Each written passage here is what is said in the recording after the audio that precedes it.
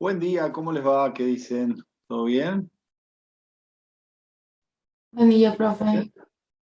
Buen día, profe. Buen día. Bueno, vamos a grabar aquí y arrancamos. Última clase de la materia. Hemos llegado a buen puerto con la planificación. Hemos visto la clase anterior, la unidad número 10, el principio. Los temas que se han visto fueron autovalores, autovectores y diagonalización. ¿Sí? Ya vamos a hacer un resumen después cuando terminemos. A continuación, seguidilla de lo que habíamos visto la clase pasada, se engancha este teorema que vamos a ver ahora y algunas cositas más, y después terminamos con el proceso de Gram-Schmidt, que es como una conclusión o corolario final, que a veces antes estaba en la materia en unidad número 8, junto con espacios vectoriales, y ahora en el apunte lo han puesto casi al final. Ya vamos a encontrarle alguna explicación por qué el cambio. En principio, entonces, vamos a empezar con un teorema que tienen que saber, que es el teorema de Cayley-Hamilton. ¿Sí? El que está ahí abajo en pantalla, que dice lo siguiente. Toda matriz es un cero de su polinomio característico. Y ahí hay que saber algunas cositas anteriores. Por ejemplo, ¿qué es un polinomio característico? Eso lo vimos en la clase pasada. Y cuando habla de toda matriz, hay que entender de qué matriz está hablando, ¿sí? Entonces, todo está referido a lo que acabamos de ver la clase pasada en la unidad número 10. Cuando dice toda matriz, se refiere a toda matriz de transformación, ¿sí? Que es lo que estamos viendo. Y cuando habla de polinomio característico, habla del famoso polinomio P de lambda, que en la clase anterior vimos que se calculaba a partir de un determinante de A menos lambda por I, o de la matriz de transformación menos lambda por la matriz identidad. Entonces, ¿qué te dice el teorema este? Que toda matriz de transformación que vos tengas siempre tiene que ser un cero en su polinomio característico. Entonces, la mejor manera de explicar eso es mediante un ejemplo. ¿Sí? Un ejemplo práctico con números. Se entiende mucho mejor. Dice comprobación mediante un ejemplo del teorema que acabamos de enunciar, ¿sí? Nos dan una matriz de transformación mínima, la más chiquita posible, de 2 por 2, esta B, en vez de A le llama B, y le calculamos su polinomio característico. Fíjense un detalle acá, que no lo vimos el otro día, que el determinante lo hace con la resta cambiada de lugar. O sea, el otro día vimos A menos lambda por I, y acá hacen lambda por I menos A o B o lo que sea. ¿Se puede hacer de distintas maneras? Sí, se puede hacer de distintas maneras. Se puede hacer tanto de un lado como del otro la resta y no va a modificar el resultado. Quédese tranquilo o tranquilas. ¿Sí? Entonces, si hacemos el determinante de A menos, o de B menos lambda por I, o de lambda por I menos B, nos va a dar el siguiente polinomio característico. Acá está calculado, eso ya lo hicimos en la clase pasada, por eso no lo hago ahora. Lambda cuadrado menos 3 lambda menos 4. Ese es el famoso, como dice acá abajo, P de lambda, igual al determinante de esto que está acá adentro, de A menos lambda por I o de B menos lambda por I, lambda cuadrado menos 3 lambda menos 4. ¿Sí? Ese sería mi P de lambda. Entonces, ¿qué dice el teorema? Que en este P de lambda, esta matriz que me dieron de transformación tiene que ser siempre un cero. ¿Cómo lo comprobamos? Reemplazando en el lugar de lambda a la matriz B que me dieron.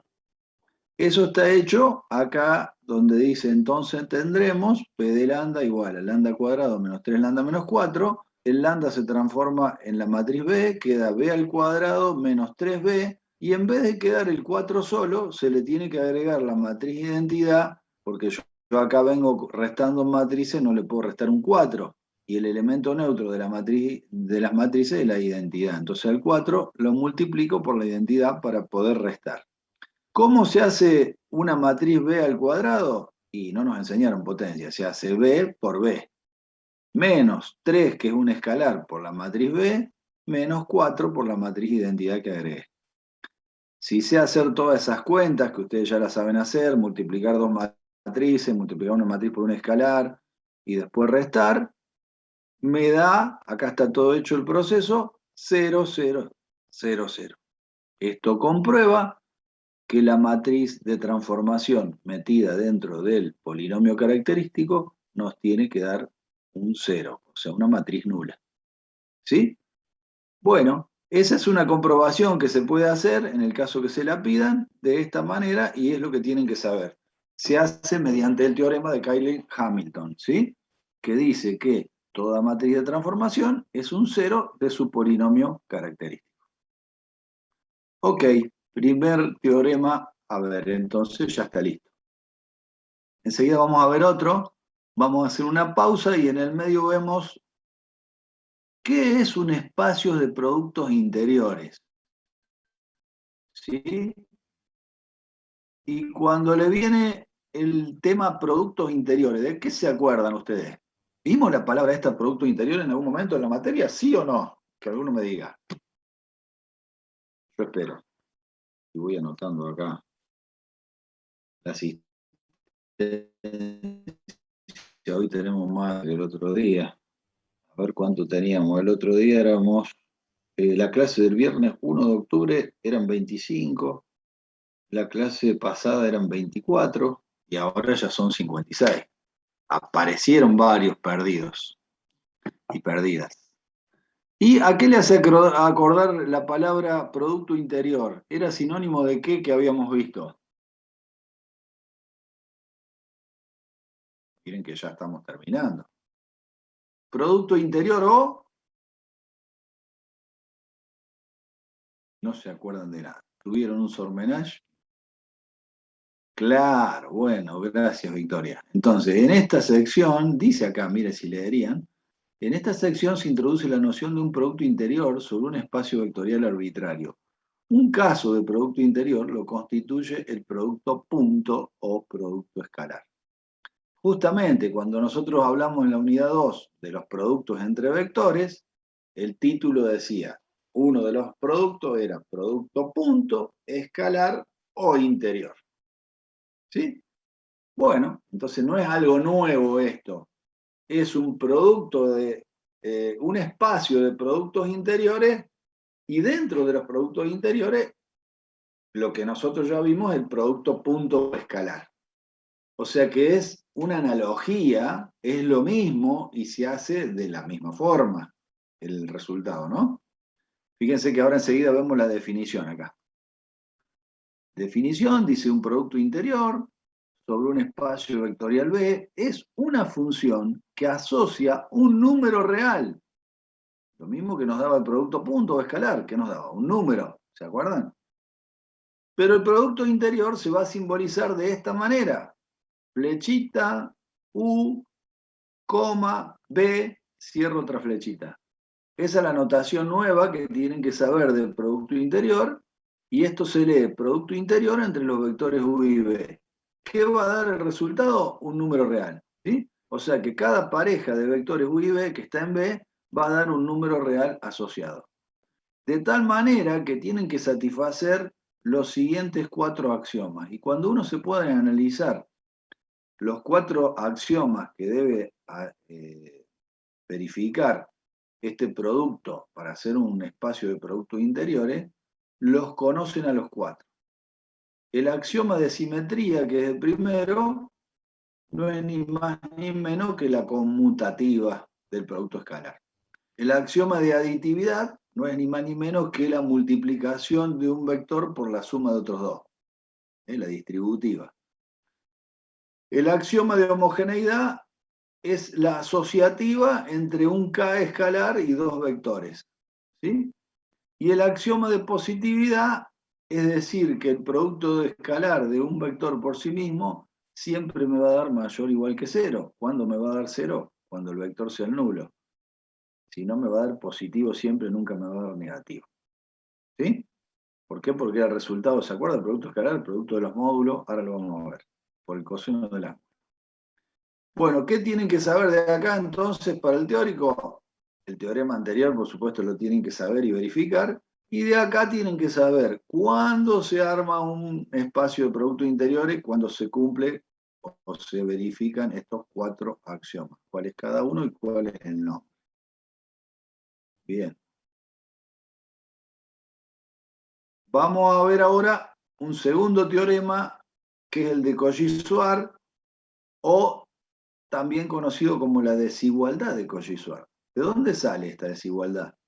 Sale de la definición del producto escalar. Fíjense, U punto B era módulo de primero por el módulo de segundo por el coseno del ángulo. ¿Cuándo esta igualdad se transforma en desigualdad? Cuando analizamos que el coseno del ángulo es menor o igual que 1 y tenemos esto que está acá arriba, la desigualdad que es la misma que está acá abajo. ¿Qué dice la desigualdad de Cauchy-Schwarz para saber? Que siempre que haga el producto interior de un vector por otro elevado al cuadrado, me va a dar menor o igual siempre que el resultado de multiplicar dos productos interiores de cada vector por sí mismo. O sea, U por U multiplicado por el resultado de B por B, siempre va a ser más grande o igual que si yo hago el producto interior elevado al cuadrado. O sea que cuando esta definición elevo ambos términos al cuadrado, se produce la desigualdad y tengo la famosa desigualdad de Cauchy-Schwarz, ¿sí? Bueno, esta la tienen que anotar y saber cuál es. Después el apunte tiene varias cositas que ustedes tienen que ver solo, por ejemplo, cuando habla de longitud y ángulo de espacio de productos interiores, todo eso ya lo saben porque lo vimos en producto escalar, o sea, esta definición de módulo, que era igual a la raíz cuadrada del producto escalar del vector por sí mismo, ya la tienen. La distancia que se puede sacar a partir del producto escalar también la tienen.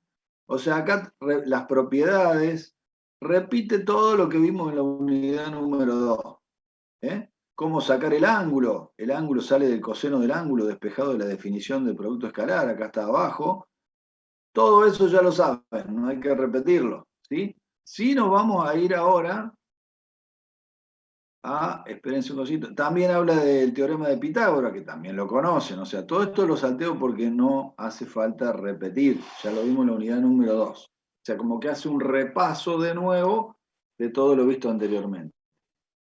Por eso lo nuevo de esta unidad es autovalores, autovectores, cómo se diagonaliza una matriz de transformación, verificar el teorema que dice que toda matriz de transformación es un cero del polinomio característico, que lo acabamos de ver recién. Definir espacio de productos interiores sabiendo los 4 axiomas que deben verificar, que ya lo conocen y cómo se llama. ¿Sí? Saber cuál es la desigualdad de Cauchy-Schwarz. Y este último tema, un poquito más largo, que es bases ortonormales proceso de Gran-Smith. En realidad esto encajaría justo en la unidad número 8 cuando hablo de bases, porque dice bases ortonormales. ¿Por qué se despegó de la unidad 8 y lo habla ahora el apunte? Yo calculo, porque no hice el apunte, que es para elegir un tema de decir, bueno, ¿cómo termino la materia? Y la termino con este tema por algo. Es como darle un corolario, decir, la materia es todo un círculo que arranca en un lado, da la vuelta y termina en el mismo lado. ¿Cómo sería la historia de la materia? Para que entiendan ustedes, porque a mí me gusta que cuando uno es como si hace un curso, dice, bueno, cuando terminamos vamos a contar un poco lo que hicimos, para que entendamos de qué estuvimos hablando y cuál sería el objetivo de esto. Porque si no es como que no tiene sentido. Es alguno que habla y no se entiende lo que se hizo. Probablemente después lo que explique ahora tampoco lo entiendan y cuando le pregunten de acá a 10 años, uy, la materia, ¿te acordás? Álgebra, qué porquería, dicen algunos. Bueno, no se acuerdan de nada. No me gusta, bueno. La idea es que yo como profesor de álgebra por lo menos tengo la obligación de decirle qué vimos durante el año. ¿Sí? ¿Qué vimos? La idea es se presenta una materia que se llama álgebra y geometría analítica. O sea que antes, en algún momento, las materias estas se daba desdoblada, o sea, por un lado se daba álgebra y por otro lado geometría analítica. y era capaz que un poco más larga. Entonces se fue acotando, acotando, acotando y se hizo una sola. De geometría analítica que se interpuso en la materia, 2 unidades nada más. La parte de rectas y planos y la parte de cónicas y cuádricas. ¿Con qué sentido? Y algunos sentidos. Una, cómo se engancha con el álgebra lineal, por un lado, y otra, darle un panorama de la geometría que siempre es interesante, porque nosotros salimos a la calle, o estamos dentro de la casa, o estamos metidos no sé en dónde, y cuando miramos alrededor, la geometría está presente permanentemente. Entonces, idea de geometría tenemos que tener. Tenemos que saber de la forma, más o menos cómo se llama y qué está pasando en la naturaleza, ¿sí? Entonces, cuando vemos rectas y plano, más que nada, aparte de ir cambiando de dimensión 1 a 2, que en realidad son todas mentiras porque no existen, son simplificaciones matemáticas, en la realidad no existe ni la dimensión 1 ni la 2, desmetificar un poco eso, enganchamos recta y plano con vectores. ¿Por qué? Porque la herramienta fundamental que te venimos a enseñar en álgebra, como una parte de la matemática, es decir, bueno, viste que te dieron herramientas antes, te enseñaron esto, lo otro, aquello, todas las herramientas matemáticas anteriores. Bueno, ahora te vamos a enseñar una nueva que se llama vector. Entonces te decimos, ¿qué es vector? Y vector es como una flechita que tiene sentido, que tiene módulo, que tiene dirección y que va todo incorporado ahí mismo. Tenés que entender primero lo que es un vector. Después lo metemos dentro de las matrices para jugar un poco con una herramienta matemática y decimos las filas son vectores, las columnas son vectores, hacemos un arreglo ordenado de números, le calculamos un determinante si queremos, lo metemos dentro de un sistema de ecuaciones para resolverlo, cuando queremos trabajar con vector en forma técnica, física o matemática. Entendemos que un sistema de ecuaciones, cada línea esa que nos daban antes y no entendíamos de qué se trataba, es una recta, y lo que estamos buscando con solucionar un sistema de ecuaciones es si esas rectas se intersectan o no en un punto, y si se intersectan en un punto, esa sería la solución que estamos buscando, y si no se intersectan, nos damos cuenta que no vamos a tener solución, por lo tanto, o por ahí, no, si se intersectaban, podía ser en un solo único punto o en infinitos. Infinitos era el caso que las rectas estaban superpuestas, ¿sí? Y cuando estaban paralelas, separadas o alabeadas, no se cruzaban nunca, por lo tanto nunca íbamos a encontrar la solución. Esa sería la idea de resolver un sistema, es qué me dan y qué me piden, saber eso. Y cuando llegamos a recta y plano decimos, bueno, las rectas y planos son infinitos. Jugar un poco matemáticamente con cuestiones infinitas se complica un montón. Entonces, ¿cómo lo hacemos finito para poder calcular algo? Y transformamos la recta y plano, lo asociamos con vectores. Entonces, recta lo asociamos con un vector dirección, plano lo asociamos con un vector normal. Nos sacamos de encima la recta y los planos y trabajamos con los vectores que nos enseñaron, porque es una herramienta útil para sacar resultados más rápido, ¿sí? Bueno, y después vemos las cónicas y las cuádricas y ahí nos enteramos que las curvas y de dónde salen las curvas, cómo hacer cortes con un doble cono, qué pasa si ya nos metemos en cuádrica y vemos algo tridimensional, cortes con plano, nos imaginamos cosas, que es un buen proceso inicial para que el futuro ingeniero o ingeniera vaya teniendo imaginación, vaya teniendo lógica, vaya teniendo razonamiento. O sea, es todo un entrenamiento el que hacemos con la matemática, ¿sí? Bien, y después llegamos a la unidad 8, que no sé por qué está número 8, podría estar antes tranquilamente, y cuando empezamos a analizar todo lo que vimos y que al vector le pusimos nombre y que lo llamamos 1, 4, 5, y por qué lo llamamos 1, 4, 5, de dónde salían esas coordenadas, nos vamos dando cuenta de que esas coordenadas tienen que salir de algo que nos tenemos que poner de acuerdo al principio, porque si no las coordenadas van a ser cualquier cosa y ninguno va a entender lo que dice el otro. ¿De dónde salen esas coordenadas que le ponemos al vector? De un sistema inicial, de un cero, algo que nos pusimos de acuerdo entre todos. Entonces decimos, allá está el cero. Y allá está el cero, y estoy acá, ¿Cómo me enseñaron moverme del 0 para acá? Y por coordenadas. Coordenadas según los ejes. Este eje tiene una coordenada de este punto. Entonces, si aprendo la coordenada de un punto, después aprendo las coordenadas del vector, porque este punto, de dónde salió, o lo traigo al 0, y cuando lo pongo en el 0, que se llamaba de alguna manera traerlo al 0, ¿sí? Lo posiciono en el 0, ahí lo veo al vector y le digo, coordenada para este eje tanto, coordenada para el otro tanto. ¿Qué es lo que hace el GPS, lo que hace el satélite y toda esa historia, ¿no? Ubicarlo en el origen y ponerle un nombre. Y después ese vector que lo posicioné acá para saber cuál era el nombre, lo dejo libre que se escape y se vaya para cualquier lado, mientras no cambie la dirección, el sentido y el módulo, se va a seguir llamando de la misma manera. No me importa que esté acá posicionado. Puede estar en cualquier lado. Por eso vimos vectores libres. Y está buenísimo porque en cualquier lado que esté, siendo el mismo vector, tiene el mismo nombre. O sea que hicimos algo mágico ahí para que la cosa no cambiara y se moviera como quiera. Siempre y cuando mantenga su esencia, ¿no? Entonces, lo más importante de todo en la unidad 8 es saber que nos tenemos que poner de acuerdo primero en algo. ¿Dónde está el 0? ¿Sí? A eso le llamamos base, y de ahí arranca todo. ¿Sí? Y ahí un poco empezamos a jugar con las bases, y dijimos, a mí me habían enseñado, qué sé yo, que los tres ejes, si tengo el iPad este acá, y tengo el otro eje acá, digo, bueno, acá yo tenía un plano en R2, le agrego un eje más, estoy en R3. Y a mí me enseñaron siempre que los tres ejes eran perpendiculares, X, Y, Z, Y, J, K. ¿Y qué pasa si yo a uno de los ejes le cambio la inclinación? Y uno pasa a 45 grados y los otros están a 90, y ya no tengo lo mismo que antes. ¿Sí? ¿Se puede armar un sistema así? Sí, mientras estos tres vectores sean independientes, yo puedo armar cualquier sistema en R3 que me van a seguir generando el mismo espacio donde vivo, R3.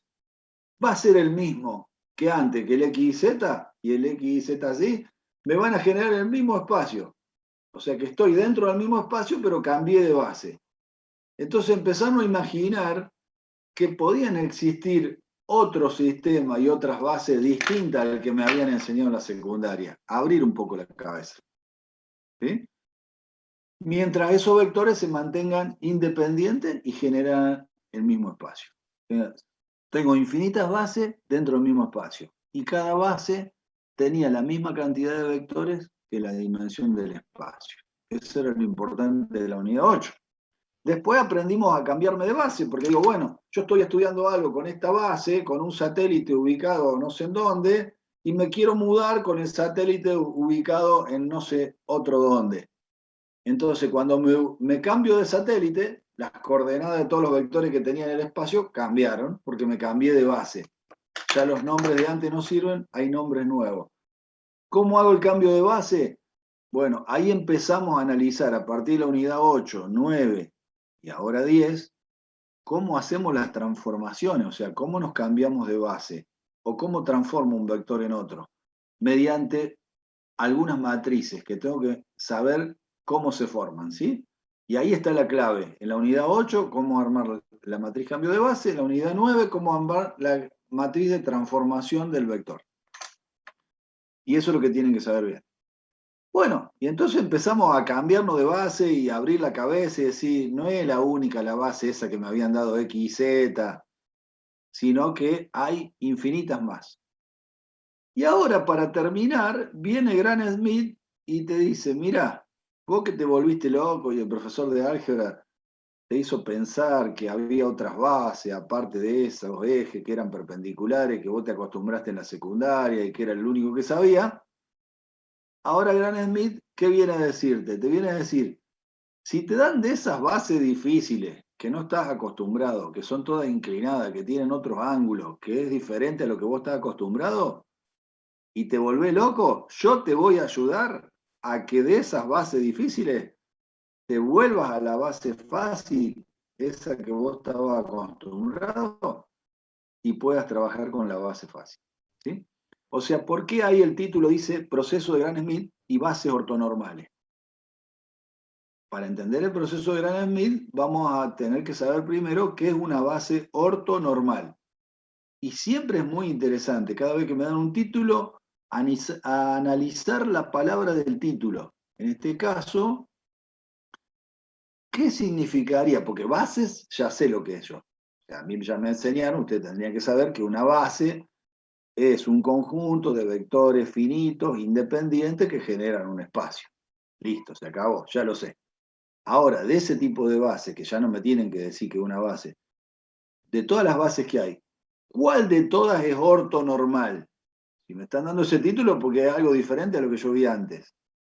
Y bueno, entonces analizo el título ortonormal y veo como que hay dos palabras en una ahí. Orto por un lado, normal por otro. Y entonces busco el significado y digo, y no se rían ahí, varios se están riendo, ¿no? Orto, ¿qué significa orto? Espero que no me digan. Pero el que le puso la palabra a eso que parece una mala palabra, no es una mala palabra. No sé si sabían ustedes. Porque orto es sinónimo de recto. O sea, recto es a 90 grados. Y orto significa ortogonal, o sea, a 90 grados, o sea, perpendicular entre sí. Y la parte del ser humano que tenemos ahí abajo, donde se le dice esa palabra, se llama recto. Entonces, recto, orto, está bien puesto. Y no es mala palabra. ¿Sí? Sería un prefijo o algo así matemático. Bien colocado. ¿Sí? Bueno, pero aparte de eso, a nosotros nos interesa que orto en matemática significa ortogonal 90 grados. Entonces, algo nos está diciendo el título, que algo tiene que haber a 90 grados. Tenemos que empezar a pensar qué es lo que tiene que estar a 90 grados. Piensen ustedes y ustedes me dicen cuando quieran. Y cuando voy a la otra parte de la palabra que dice normales o normal, se supone que yo cuando vi algo normal en matemática, normal también era 90 grados. Entonces yo digo, ¿cómo? Me están diciendo algo a 90 grados y de vuelta algo a 90 grados. Dos veces que esté a 90 grados. No puede ser. Bueno, ahí se produce, porque yo me volví loco al principio cuando empecé a dar la materia, hasta que yo lo entendí, porque no se vaya a creer que yo lo entiendo tan fácil, a veces a los títulos parece que lo hicieran a propósito, y le encontré la explicación que la parte normal dejó de ser lo que me habían explicado a 90 grados perpendicular, y viene de una confusión que se produce por una traducción de términos o de palabras. ¿Qué pasa? Lamentablemente nosotros cuando queremos leer libros en castellano, primeramente están editados en inglés muchas de las veces. Entonces, son libros que vienen en inglés y alguien tiene que hacer la traducción. Cuando alguien hace la traducción del inglés al castellano, puede haber personas que son de origen mexicanos, colombianos, peruanos, españoles, ¿se entiende? Entonces depende de qué país se esté haciendo la traducción, hay términos que se usan en ese país con una idea distinta a la que estamos acostumbrados nosotros, a la que nos enseñaron a nosotros. En este caso yo encontré que, por ejemplo, el libro Howard Anton, que es uno de los que está en la bibliografía de álgebra para leer, que es bastante largo, tenía, cuando yo lo fui a comprar, una traducción de tipo de mexicana. Y me puse a investigar y los mexicanos, al módulo, los mexicanos y otros países más, al módulo del vector, una de las tres características de los vectores, al módulo, ¿se acuerdan? Módulo, intensidad o medida del vector, módulo. También los mexicanos le llaman norma, no norma con mayúscula el nombre de una mujer, sino norma con minúscula. Y si uno habla en México de norma de un vector, está hablando de el módulo que le decimos nosotros el vector, o sea, la medida. Ellos le llaman norma.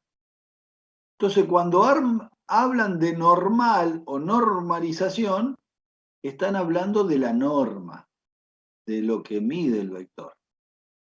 ¿Alguno de ustedes, a esta altura, sin que yo se lo haya explicado, sabe lo que significa normalizar el vector o un vector? ¿Hacer la normalización de un vector? ¿Qué significa? ¿Qué se le tiene que hacer a un vector? Yo espero un ratito a ver si alguno se acuerda o lo vio o sabe a esta altura de la materia, ya llegando al final, qué significa normalizar un vector? Que por ahí uno piensa que es hacer algo a 90 grados y no es así. ¿Qué significa normalizar un vector? ¿Alguno sabe? Profe, puede ser Sí. que se transforma a un vector en otro de módulo unitario. Exactamente. Acá está en el apunte a continuación de esta hoja. Y ya lo pongo. Miren. Normalización del vector. Si B es un vector diferente de cero, o sea que no sea nulo, en un espacio de productos interiores, entonces, por la tercera propiedad básica relativa a la longitud, si al vector B que te dan lo dividís por su módulo, automáticamente lo transformás en un vector de módulo unitario. ¿Cómo sería la cosa? Pruébenlo con números. A mí me gusta que hagan una prueba. En este momento, cada uno invente un vector, por ejemplo, de 3 coordenadas. Supongo, yo digo 1, 2, 3. Ustedes pónganle el nombre que quieran, con números negativos, lo inventan, cualquiera. Lo bueno sería eso, que cada uno invente un vector diferente. ¿Qué tienen que hacer como ejercicio? A ese vector que inventaron, sacarle el módulo. Y cuando yo digo a ese vector lo tienen que dividir por su módulo para que le dé módulo unitario, estoy diciendo mal, porque en realidad no aprendimos a dividir un vector por el módulo. Pero en definitiva ustedes me tendrían que entender, dividir un vector por su módulo es como multiplicarlo por el inverso del módulo, ¿no es cierto? O sea, en una palabra, si yo saco un vector que tiene módulo igual a 3, en vez de dividirlo por un 3, lo multiplico por un tercio, que es lo mismo, porque nosotros aprendimos a multiplicar por un escalar, no a dividir, ¿se entiende? Entonces, cuando hagan esa cuenta ustedes, si le dan inventaron el vector, le sacaron bien el módulo, lo multiplican por 1 sobre el módulo al vector, sacan un vector nuevo y a ese vector le vuelven a calcular el módulo, cuando se lo vuelvan a calcular, se van a dar cuenta que le va a dar 1 y van a creer que es magia. No es magia, es la manera de, y le explico acá con un vector, de que a este vector, que por ejemplo, según la unidad que le ponga, tenga módulo 6, yo lo pueda achicar y hacerlo de módulo unitario. Esta es la forma matemática. ¿Cómo hago? A este vector que me dieron, lo divido por su módulo, o mejor dicho, lo multiplico por el inverso del módulo, y automáticamente cuando le vuelvo a sacar el módulo, me doy cuenta que lo achiqué a módulo 1. Para convencerse, lo tienen que hacer varias veces con distintos vectores inventados, bien hecho, y todos le tienen que dar módulo unitario. ¿Sí? Entonces de ahí viene la cosa. ¿Por qué se llama base ortonormal? Porque orto significa que los vectores de esta base van a tener que ser todos perpendiculares entre sí, y normales significa que los vectores de esta base tienen que ser todos de módulo unitario. O sea que no cualquiera va a ser una base ortonormal. Va a ser un grupito de élite, digamos, exclusivo, donde cumplan con las dos características que acabamos de nombrar. Y acá está la definición. Se dice, la definición está media rara acá. Yo se la voy a simplificar un poco. Es como que la divide en dos partes, pero a mi gusto no se entiende mucho. Se dice que un conjunto de vectores de un espacio de productos interiores es un conjunto ortogonal primero, no ortonormal, ortogonal, si las parejas de vectores distintos en el conjunto son ortogonales, o sea que es como una repetición de palabras que no está clara. ¿Qué significa que haya un conjunto de vectores ortogonal? Que las parejas de vectores sean más bien perpendiculares, estaría más entendible, supongo. Por eso nada más que se llama ortogonal, hasta ahí. Ahora, si vos a eso le agregás que ese mismo conjunto ortogonal tenga todos los vectores con norma B igual a 1, o sea, con módulo unitario, ahí ya le podemos poner al conjunto la palabra ortonormal. O sea, resumiendo y aclarando, ¿qué es una base ortonormal? Es una base de vectores que cumple con dos características fundamentales. Que los vectores entre sí sean todos perpendiculares entre ellos y también que todos los vectores que tengas en la base sean de módulo unitario. ¿Sí? Acá aparece un ejemplo porque por ahí si a mí me preguntaban antes, yo decía, la única base que conozco de vectores unitarios son las de IJK. Y ahora cuando vean esto, aunque este primero es el J, estos no son ni el I, ni el J, ni el K.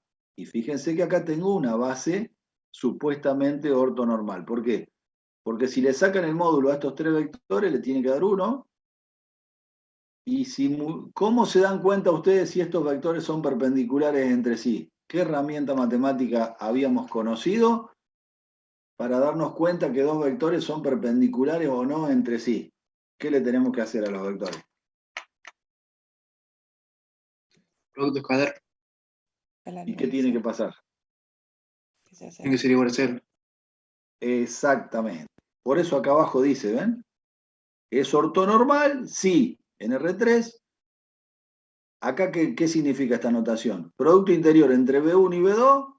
¿O producto interior entre B2 y B3? ¿O producto interior entre B1 y B3? Tienen que ser igual a 0. Eso está verificando que estos tres vectores son perpendiculares entre parejas, ¿sí?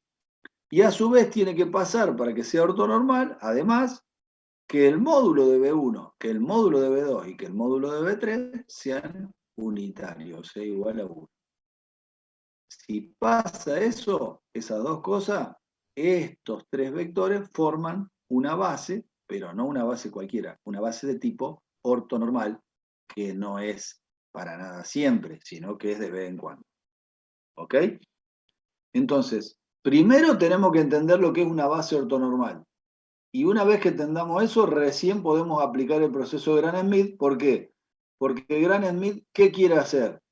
Transformar una base cualquiera rara, le decimos rara porque no es común, ¿se entiende? A todo lo que no es común, uno le dice raro, pero en realidad no es raro, es también otra base.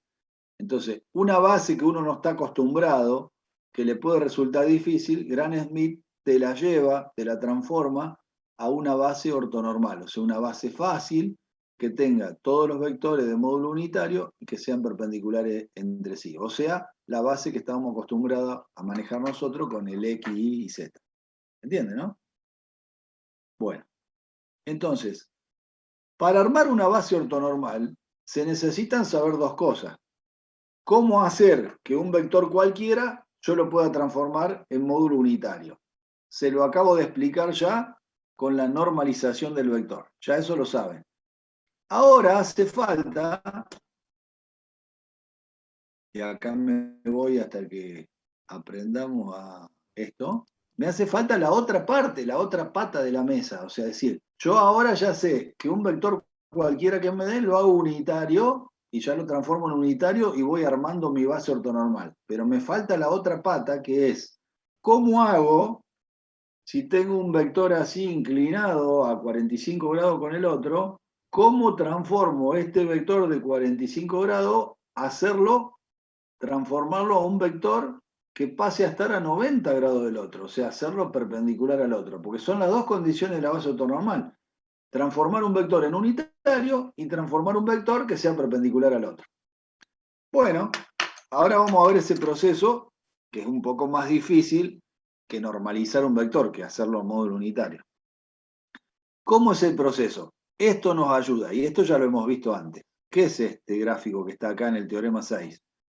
Este gráfico es descomponer un vector en dos direcciones que me hagan falta. ¿Sí? Esto ya lo saben desde la unidad número 2, descomposición de un vector en dos componentes. ¿Sí? ¿Qué datos me están dando acá? Bueno, yo, por ejemplo, si estoy en el piso o en una mesa y a ese plano le llamo W, y este U vector sale afuera de la mesa, ¿ven? Sale despedido para arriba, no está arriba de la mesa, yo puedo tener o puedo encontrar dos componentes. Uno que esté arriba de la mesa de ese vector y otra componente que sea perpendicular a la mesa. Entonces, si yo sé sacar W1 y W2, entonces estoy sacando dos componentes que son perpendiculares entre sí. Y esto me puede ayudar a lo que estoy buscando para la base ortonormal. Y esto supuestamente ustedes ya lo saben. Lo único nuevo de ahora es cómo encontrar estas componentes en función del producto interior que estamos viendo nuevo, que el producto interior va a ser una de las herramientas que me solucionen esto que falta de la base ortonormal. Entonces, tengo el vector U. Esto sería algo parecido a esto, miren. Si yo estoy W sería un espacio, y acá en el espacio W estaría la base, este vector U sería que estaría fuera de la base. Y este vector U, ¿se acuerdan que sería combinación de todos los vectores que están en la base? Por eso cuando leemos el teorema 6 tenemos que entender lo siguiente. Dice, sea B un espacio de productos interiores y el conjunto formado por B1, B2 hasta BR, uno último que no sabemos cuál es, un conjunto finito ortonormal. O sea, ¿dónde va a estar el conjunto ortonormal? Ahora vamos a ver. De vectores en B. Si W indica el espacio generado por los vectores B1, B2, BR, o sea que W, que está acá abajo, es el generado por la base ortonormal, B1, B2, BR. Entonces, ¿estos vectores dónde están? Están dentro de W. Está diciendo, ¿no? Hay que entender eso. Entonces, todo vector U que pertenezca al espacio B se puede expresar en forma de U igual a W1 más W2. ¿Está bien? W1 más W2, sí. También podía haber dicho que U se podía expresar como combinación lineal de B1, B2, BR, ¿no es cierto? Son dos cosas parecidas. Entonces dice, en donde W1 está en W y W2 es ortogonal a W. Eso se ve perfectamente en el gráfico. ¿Sí? Entonces lo van a tener que leer varias veces hasta que entiendan bien todo lo que quiere decir ahí y no se hagan ninguna historia más grande de la que dice ahí. Porque no sé por qué los estudiantes cuando se ponen a leer una definición o un teorema se van por la rama y quieren entender algo más de lo que le dice ahí. O sea, lo que hay que entender es lo que dice ahí y nada más, no inventar nada raro. ¿Ok? Bien. Eso forma parte del proceso de entender las cosas más simples y no más difíciles. Bueno, entonces, vamos con las notaciones ahora. ¿Cómo le llamo a W1 y cómo le llamo a W2? En realidad no le llamo yo, dice el apunte y le toca hacer caso ahí. ¿Sí? Dice acá, de la observación de la figura, podemos decir que W1 se le da el nombre de proyección normal de U sobre W. No estoy de acuerdo con el nombre. Proyección, perdón, ortogonal, dije normal. Proyección ortogonal de U sobre W. La podría hacer más fácil y decir proyección de U sobre W y dejar ortogonal que da para confusión. Pero bueno, no importa. Ustedes ven que acá está U y tienen una proyección que es W1 y una proyección que es W2. W1 lo importante es que está sobre W y W2 es ortogonal a W. Yo seguiría insistiendo en lo que dice acá arriba. Ahora bien, ¿qué nombre le ponemos a W1, al que está sobre W? Este que está acá, que dice PROY, la abreviatura de proyección, PROY, un W abajo chiquito, su índice, y un vector U. ¿Cómo se lee eso? Se lee proyección de U sobre W. Tampoco es tan difícil. La proyección de U sobre W, vos la estás viendo que se llama W1 y así se escribe. ¿Sí? ¿Y a qué va a ser igual W2? Que a W2 se la llama, es así, es ortogonal a W. W2, ¿a qué va a ser igual? Y por suma de vectores, si W1 más W2 tiene que ser igual a U, despejás W2 y te queda que W2 va a ser igual a U menos W1, como dice acá. U menos W1. W1 lo reemplazás por lo que sacaste antes, que es la proyección de U sobre W, y te quedó la fórmula de W2. En definitiva, si U te lo dieron y W1 lo sacaste, W2 sale solo por la resta de estos dos. Eso quiere decir. O sea que el trabajo más grande es sacar W1, W2 después sale por la resta. Eso es lo que tendrían que entender de esta parte. Y lo que tienen que entender a continuación es qué fórmula utilizar de W1 para calcularla usando el famoso producto interior, que es una herramienta nueva, que acabamos de ver hace un rato. ¿Cómo se saca W1? Esta la van a aplicar en el práctico y en la resolución de los ejercicios. De esta manera. ¿Igual a qué? Al producto interior. Siempre del primero al vector U que te dieron. Multiplicado en el primer término por B1, en el segundo por B2, en el tercero por hasta llegar a BR. ¿Por qué todo esto tienen que estar todos estos términos? Porque depende de tu base ortonormal, ¿ven? La base ortonormal iba de B1 a BR. Entonces el resultado de W1 va a depender de B1 hasta BR. Con una continuidad, una sumatoria que va, ¿qué cosa? Fíjense cómo se arman los términos. Primero, el producto interior del vector que te dan por el primer vector de la base ortonormal y de vuelta multiplicado por el vector de la base ortonormal, el mismo que pusiste acá adentro. Después lo mismo con el vector B2 y hasta que el último sea el vector BR. Ahora después vamos a ver cuando lo usemos en el proceso de Gram-Schmidt, ¿cuál es este último? ¿Hasta dónde? ¿Cuál sería el último término? Esa es una cuestión que van a tener que aprender.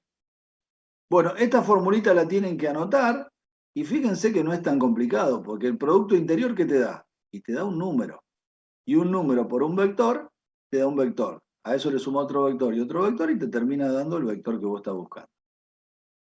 Si hiciste bien esto de W1, en esto no te vuelvas loco, porque esto es el U que te dieron menos el resultado que te dio acá arriba. O sea, no hay que tener que hacer toda la fórmula de vuelta. Esta parte es la que sacaste acá arriba. O sea que lo que hay que prestar atención es a la parte de arriba.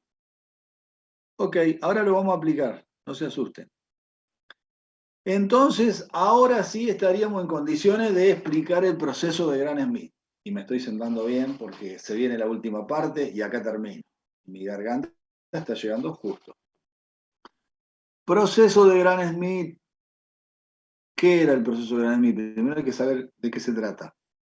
Transformar una base cualquiera en una base ortonormal. De eso se trata. O sea que si algún día a vos te piden transformar esta base en una base ortonormal, vos te acordás y vos decís, esto lo arreglo con Gram-Schmidt. Ahora, para arreglarlo te tenés que acordar cómo es el proceso.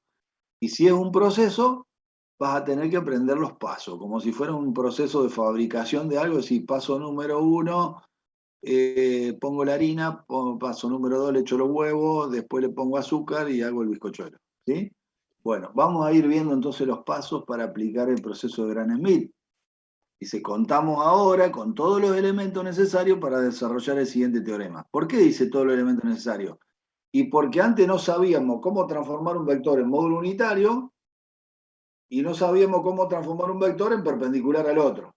Como ahora sabemos esas dos cosas, podemos aplicar el proceso de Gram-Schmidt. Bueno, y el teorema número 7 habla de eso. Que dice que todo todo espacio de producto interior es diferente de cero, dimensión finita, tiene una base ortonormal. Y a esa vos tendrías que llegar con este proceso. Y ahí viene la demostración. Te dice, la demostración está dada por los pasos. ¿Qué te dice? ¿Cómo arrancás vos? ¿En dónde estás metido y qué querés hacer? Está en un espacio vectorial B de productos interiores diferentes de cero y con dimensión n. Ojo. Y supongamos que S es una base cualquiera formada por U1, U2 hasta UN, porque la dimensión es n. Antes hablábamos de R, pero por otra cosa. Ahora estamos en dimensión n. El último vector tiene que ser UN. ¿Sí? Esta es una base cualquiera. No es ortonormal la que me dan. Esta es la base cualquiera. Es cualquier base para B. Ahora te piden una base ortonormal. ¿Cuál va a ser una ortonormal? Suponete con otros nombres. Le vamos a poner B1, B2, Bn. Ya no es lo mismo 1, U2, Bn, ¿ves? Se transformó en otra. Pero esta otra no es cualquiera, es una ortonormal. ¿Cómo haces para pasar de esta cualquiera hasta esta ortonormal? Ahora vienen los pasos. El paso número 1, yo voy a hacer un ejemplo, me gusta hacerlo siempre, porque esto puede ser que vos tengas que hacer, trabajar con 25 ejes. No lo va a dar el profe de práctico y no lo vamos a ver tampoco mucho en el teórico. Vamos a hablar hasta 3 ejes, que es lo normal para entender el proceso. Entonces a vos te dan una base así. No están a 90 grados los 3 ejes. cualquiera. ¿Sí? Ahí está. Y te dice, transformame esta base, cualquiera, en una base ortonormal. Vos ya te la vas imaginando. Una base con versores, vectores unitarios, y los tres a 90 grados entre sí. O sea, una como la que estamos acostumbrados a ver, la IJK.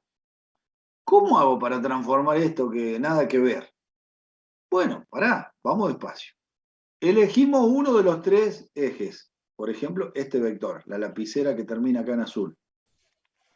El primero que voy a transformar en la base ortonormal tiene que ser unitario y perpendicular a los otros. Pero como yo soy el primero que elegí, con que lo haga unitario, listo, porque este no tiene que ser perpendicular a nadie, porque es el primero que elijo, tengo uno solo que estoy transformando, ¿se entiende? Entonces el primero es el más fácil de transformar. Lo hago unitario y lo dejo como está. Y a los otros sí, los tengo que hacer unitario y perpendicular a este primero que elegí, ¿se entiende? ¿Cuál puedo elegir? Cualquiera. Si nos ponemos de acuerdo, todos vamos a elegir este. Ponele el número 1 que te dieron ahí, el 1. Entonces, ¿qué tengo que ir haciendo acá? Fíjense, y decía Menem, que ustedes ni lo conocieron, síganme que no los voy a defraudar. Quedó para la historia eso. Los defraudó a todos, pues no importa. Entonces, 1, que es cualquiera, lo voy a transformar en mi primer vector, versor B1, que va a formar parte de la base ortonormal. Entonces, ¿cuál es el primer paso? B1, ¿de dónde va a salir? Si al U1 lo quiero hacer unitario, nada más. Perpendicular no me interesa a nadie. Al U1, ¿cómo lo hago unitario? Y al U1 lo divido por el módulo del mismo U1. Porque a mí me dijeron que para hacerlo unitario, tengo que dividirlo por el módulo, o sea, multiplicarlo por el inverso, lo mismo. Y entonces el vector B1, cuando lo haga, tiene norma 1. Listo. Yo hice que la lapicera, lo multipliqué por el inverso del módulo y lo achiqué a módulo unitario. Ya está listo, ese está listo. Ahora, ¿qué tengo que hacer? A este inclinado número 2 que elijo, lo tengo que primero hacer perpendicular al que acabo de sacar, al B1, y después achicarlo a unitario. A este ya le tengo que hacer dos cosas, a este le hice una sola. Ahora, cuando le tengo que hacer dos cosas, se complica un poco más. ¿Cómo hago que el U2, que es el segundo vector, ese lápiz blanco que yo tenía inclinado, cómo lo hago perpendicular al B1 que acabo de sacar? Bueno, para eso tienen que observar algo que está medio mal dibujado acá. Yo le saqué la foto al apunte. El B1, ¿ve que dice B1 acá abajo? Bueno, el B1 no está marcado, sería una flechita de otro color unitario. Lo que está marcado es esta flechita grande, que esta flechita grande, ¿quién sería? Sería W1, o sea, el espacio o la recta de acción donde está ubicado el primer vector que acabo de hacer módulo unitario. O sea, B1 está ubicado acá, está quieto ahí, unitario. Y esta sería la recta de acción, sería el espacio W1 que tendría una sola dimensión, porque hasta ahora tengo un solo vector. Y me aparece el segundo vector U2 que tengo que hacer perpendicular a B1 y de módulo unitario. Entonces, ese U2 se puede descomponer en dos componentes. Una sobre el mismo espacio que está B1 y otra perpendicular a B1. ¿Cuál me interesa de esas dos componentes a mí? ¿Esta horizontal o la vertical? Y me interesa de las dos la vertical. La otra, digo, la desecho porque no me interesa. Sé que esta es una componente sobre W1, pero a mí me interesa esta, porque yo quiero encontrar una componente de esto, hacerlo perpendicular al que tenía antes. Ahí dice B2 abajo, no sé si lo alcanzan a ver. Entonces, a mí me interesa esta componente de las dos que saco de U2. Ahora, ¿me interesa esta componente como está? No, no me interesa esa. Me interesa de esa hacerla unitaria, o sea, una más chiquita. Entonces, ¿cómo se llama esta componente vertical? Según lo que me enseñaron hace un rato, la horizontal se denomina proyección de U2 sobre W1. Y la vertical, que es la otra, sale de la resta de U2, menos esta horizontal, que es la proyección de U2 sobre W1. Así se llama la vertical que acabo de sacar. U2 menos proyección de U2 sobre W1. Pero esa es la que me interesa. Fíjense la fórmula acá para sacar B2. No, no me interesa esa. Esa es una proyección. ¿Qué le tengo que hacer a esa? Sacarle el módulo unitario. ¿Cómo le saco el módulo unitario? Dividiendo o multiplicando por el inverso del módulo. Por eso pongo lo mismo que está arriba, entre barras, para entender que a este vector que yo tengo acá, lo tengo que dividir por su módulo para hacerlo unitario. Primero hay que entender cómo se arma la fórmula, y después que armé la fórmula, ¿cómo lo paso a números para poder calcularlo? Bueno, U2 sigue siendo U2, y la proyección de U2 sobre W1, ¿se acuerdan cuando se sacaba? Esta horizontal se sacaba con esta formulita que le dije que anotaran. Ahí la voy a aplicar. Acá está arriba. U2 menos la proyección. ¿Qué sería? El producto interior entre la U2, que está inclinada, por el primer vector de la base que acabo de sacar antes, B1, y otra vez por B1. ¿Por qué llego hasta ahí y no continúo con la sumatoria? Porque acá tienen que entender que en la fórmula que van a ir aplicando de producto interior, siempre este término, la cantidad de los términos estos con el producto interior, va a ser un orden menos que el valor que estoy calculando. O sea que si estoy calculando B2, este término llega hasta B1. Cuando estoy calculando B3, acá voy a tener que continuar con otro término más que B2. Si estoy calculando B8, son 7 términos acá. Siempre uno menos el índice del que estoy calculando. Eso es lo que se tiene que acordar y anotar, y por acá se lo explica. Bueno, entonces B2 sale de esta fórmula. Esto de arriba me da un vector, esto de abajo me da un número. Cuando divido un vector por un número, o mejor dicho, un vector lo multiplico por el inverso de este número, me sigue dando un vector, que es el B2, que va a ir ya en mi segundo vector de la base ortonormal. Y cuando saco el tercero, que hasta acá voy a ir yo, pero después van a ver que en el apunte sigue el paso cuarto hasta el n, el tercero, primero hay que entender el gráfico. Miren, yo saqué B1, que era este, el unitario primero. Ahora acabo de sacar el B2, unitario y perpendicular a B1. Con esos dos, yo ya armé un plano en 2 dimensiones que se llama W2. Antes era una recta, W1. Ahora tengo un plano. Ahora tengo el tercer vector U3, que es el que quiero ortonormalizar. ¿Qué pasa con el U3? Tiene una componente arriba del plano W2 y una componente que es perpendicular al plano W2. ¿Cuál me interesa de las dos? Y la que es perpendicular. Esta como que la desecho, pero yo sé que esta que está en el plano se llama proyección de U3 sobre W2. ¿Okay? Y la otra vertical o perpendicular, ¿cómo se va a llamar? U3 menos la proyección de U3 sobre W2. Esta es la que me interesa, pero no me interesa esta. Me interesa esta transformada en unitario. Por lo tanto va esa, que se llama U3 menos proyección de U3 sobre W2, dividido el módulo para hacerlo unitario. ¿Cómo hago la fórmula? El U3 sigue siendo U3 y la proyección se transforma no en un término como tenía en otro, sino en 2, porque es un orden menos que el B3 que estoy sacando, o sea, llego hasta B2. Ojo con los signos, porque acá dice menos la proyección. Y si uno va poniendo los términos, es el menos este le cambia el signo a todos los resultados de esto, ¿no? Por eso menos y menos, porque algunos ponen menos acá y más acá y se equivocan y ahí ya se piden.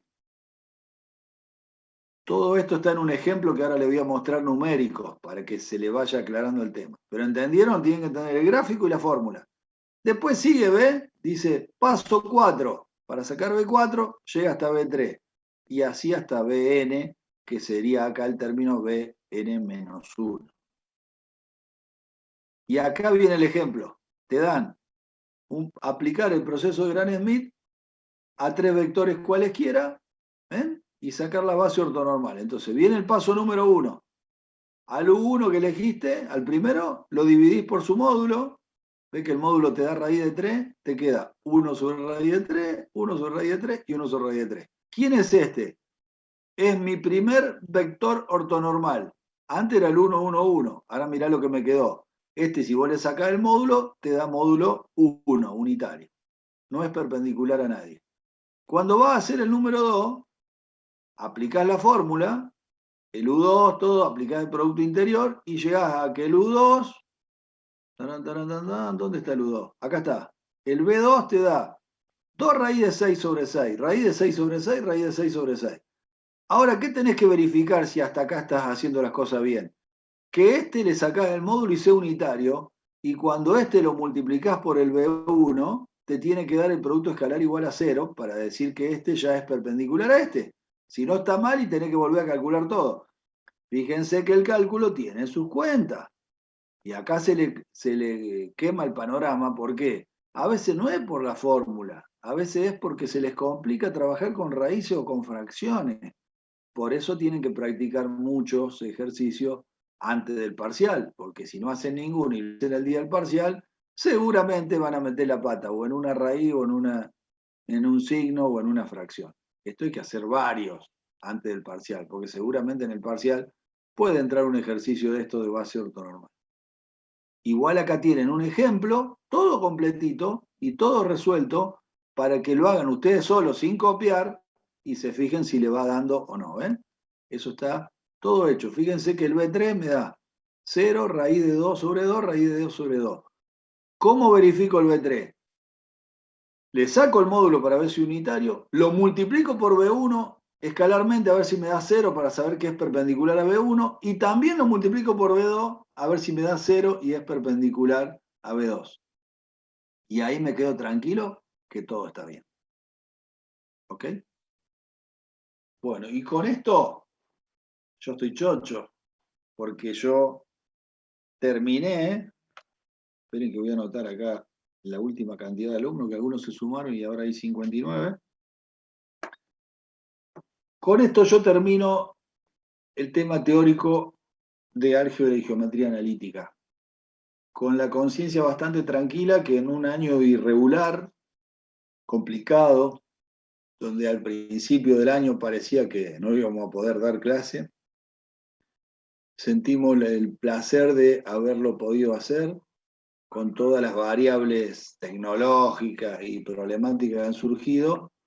Hemos podido dar, o he podido dar la materia completa como corresponde, con todos los temas teóricos necesarios, que no son todo lo que está en el apunte, porque está claro, y yo ya se lo dije varias veces, que la manera de estudiar la materia es lo que da el profesor de teórico, que tiene que dar los temas fundamentales, explicarlo para que se entiendan, más la lectura del apunte, que tiene otros teoremas, otras cositas ahí para leer, que se entienden perfectamente si uno entendió o le dio bolilla a la clase teórica, si no, por supuesto que no va a entender el resto.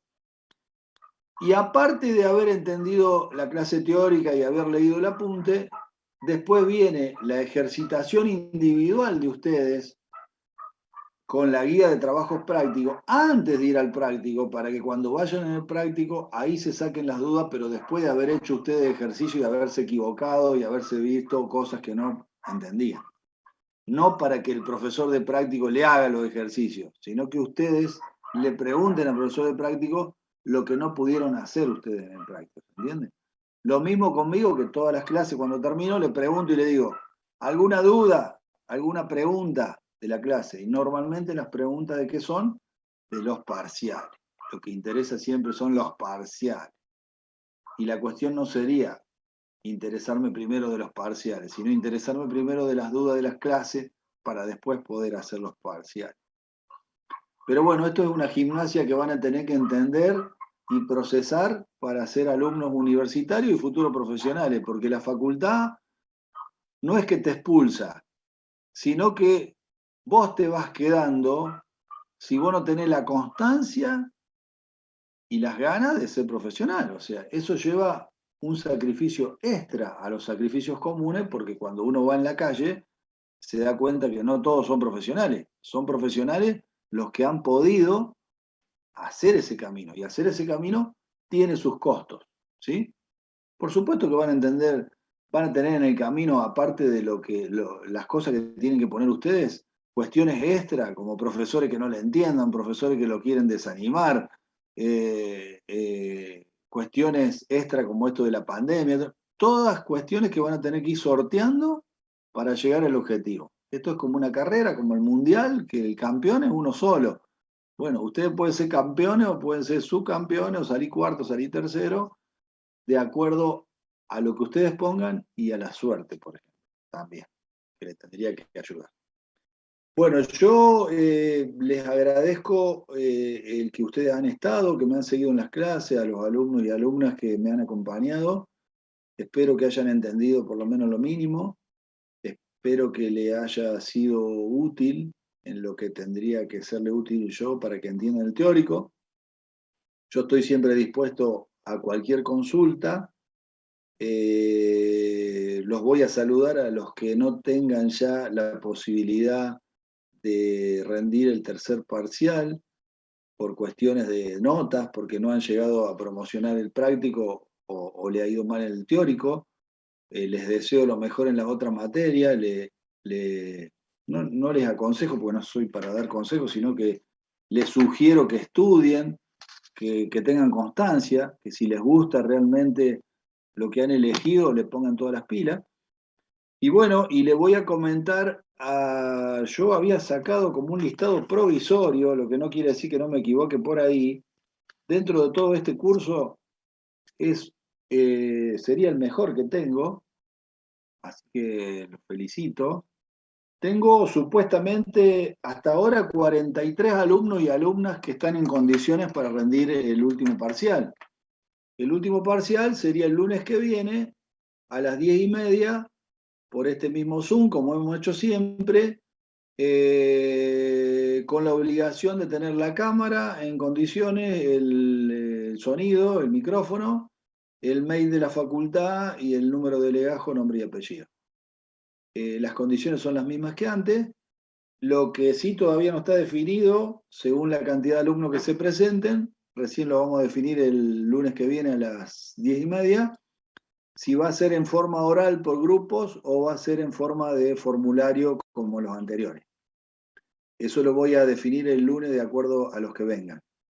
Si el lunes voy a tener que tomar lista y ser un poco más moderado, porque si se presenta alguno que no está en condiciones, le tengo que decir que se desconecte, porque no. O sea, para que sepan cuándo están en condiciones y no perdamos tiempo, si rindieron los dos parciales prácticos y teóricos con nota 7 o más de 7, ya están en condiciones y no hay ninguna duda. Puede haber otros casos donde todavía tengan un recuperatorio del teórico probable, o sea, tienen una nota mala que pueden recuperar para la promoción del práctico, o una nota mala que puedan para la recuperación del teórico, o una de cada uno. Y esos también están en condiciones de rendir el parcial, ¿sí? Los que no están en condiciones, para dejarlo más claro, es lo que ya tengan, ¿cómo le puedo explicar? Si tienen 3 notas malas, o sea, menos de 7, entre los 2 parciales teóricos y los 2 prácticos, están chau, no pueden venir. Y si tienen 2 notas malas, las 2 menos de 7 en el práctico, olvídense, tampoco pueden venir. Está claro. ¿Se entendió, no? Yo digo para que no me hagan perder tiempo el día del parcial y tenga que detectar yo quién es el que no puede estar. Ustedes mismos con las notas ya tienen que saber, ¿sí? Muy bien, 10. Eso en cuanto al parcial, y el parcial dice, el Nahuel quiere saber el recuperatorio. Pará que estamos hablando, Nahuel, del parcial, no te vayas por la nube. El recuperatorio, andá, sabe si llegamos primero. Vamos a ver. Ahora te explico. Bueno, la cuestión es, el parcial, ¿qué entra? Unidad número 8, unidad número 9, unidad número 10. Todo lo que vimos en clase. Estamos hablando del teórico, ¿no? Con el práctico, profe de práctica. ¿Qué va a pasar con el recuperatorio? Mirá que hay algunos que están pensando en el recuperatorio y todavía no rindieron el parcial. Imagínate vos. Bueno, el recuperatorio lo vamos a hablar el lunes próximo, que es 25, ¿sí? Igual porque los que tienen que rendir recuperatorio tienen que venir el lunes 25. Si el que no viene el lunes 25 es porque ya no puede rendir recuperatorio, ¿se entiende? Es fácil así. Entonces vamos paso a paso, dijo Merlo, ¿sí? Para rendir el recuperatorio del teórico, primero tenemos que ver cómo terminan el práctico. ¿Cuándo le toman a ustedes el tercer parcial y el recuperatorio de práctico, ¿tienen la fecha o todavía no? El miércoles nos toman el tercer parcial. ¿Qué miércoles? ¿Que viene? Este. Este miércoles. ¿Y el ¿Este recuperatorio? miércoles? O sea, miércoles 20. Sí. ¿Y el recuperatorio le dijeron o no? El El 10 de El 10 de noviembre. noviembre. El 10 de noviembre. Bueno, yo le explico. Cuando rindan conmigo el 25, ya va a haber un grupito que, de acuerdo a los resultados del práctico, quedan afuera del recuperatorio teórico. Y va a haber algunos, seguramente, que no van a hacer mucho, calculo yo, que tendrán que esperar el día 10 de noviembre, que rindan el recuperatorio del práctico para ver si están en condiciones, si lo rinden bien, de rendir el recuperatorio del teórico. Para esos casos, yo voy a tener que poner una fecha posterior al 10 de noviembre, que no va a haber ningún problema. Quédense tranquilos que todos van a tener las posibilidades que tengan que tener. Lo que sí, yo el martes 26 o el miércoles 27 a lo sumo, que ya se lo voy a decir el lunes 25, le voy a tomar el recuperatorio a los que tengan que rendir el recuperatorio que ya se sepa del teórico y no dependan del práctico, ¿sí? A eso se lo voy a tomar ahí. O sea, que ya vayan estudiando, si alguno tiene y ya sabe que tiene que rendir, por ejemplo, el recuperatorio del teórico, sí o sí, del primer parcial o del segundo, prepárese porque se lo voy a tomar el martes 26 o el miércoles 27, le voy a decir la fecha el lunes que viene, ¿sí? Y a esos casos raros que quedan esperando el recuperatorio del práctico, ya le daré la fecha en autogestión para tomarle el recuperatorio del teórico cuando sea, ¿ok? Lo importante es que tienen la suerte de, que no tenía yo cuando estudié, de promocionar el práctico. A mí no me daban promoción del práctico, tenía que rendir la materia completa. La tienen que aprovechar. ¿Cómo? Y sacando 7 o más de 7 en los parciales prácticos. Encima le dan la posibilidad de promocionar toda la materia, que no saben lo que es promocionar toda la materia de lo que se salvan después en el final. Rindiendo bien el práctico y bien el teórico, por supuesto, no te la van a regalar, tenés que ganártelo. Y encima de eso te dan un recuperatorio del práctico y un recuperatorio del teórico. Imagínate todo lo que te dan. O sea que si lo querés aprovechar, lo aprovechás. Esto es como si hay un sorteo de un 0 kilómetros y no te anotás para el sorteo, no lo vas a poder ganar. Acá tenés que estudiar para ganarte la promoción. ¿Qué pasa si promocionan solamente el práctico? Y bueno, se anotarán en el final, se salvan de rendir el práctico, van directamente al teórico. Si rinden bien el teórico, listo, está aprobada la materia. Rinde mal el teórico, la promoción del práctico le va a durar un tiempo, que ya le va a decir la profe de práctica. Una vez que se presentaron varias veces y rindieron mal el teórico, mal el teórico, mal el teórico, se le acaba la promoción del práctico, después tienen que rendir la materia completa. Ojo con eso. ¿Sí? Bueno, para que vayan sabiendo, los que no promocionan el práctico y se anoten en un final y tengan que empezar por el práctico, en el práctico, los que rinden bien en los finales de práctico, normalmente la estadística da un 20, a lo sumo un 30%. O sea que no es fácil el práctico en el final. Por lo tanto, sería bueno por lo menos promocionar el práctico. Ni le cuento promocionar la materia total, pero para eso tiene que haber un esfuerzo. Eso no Es se decir, gana así. profe, disculpe que interrumpa, que no me quedó claro. Es decir, que se puede rendir solamente un final teórico si uno promociona el práctico. Exactamente. Ok. Vos sacás 7, 7 y 7 en el práctico, está promocionado el práctico. No pudiste promocionar el teórico, te quedaste con la promoción del práctico, vas directamente a rendir el teórico solo en el final, te salva de rendir el práctico. Así es.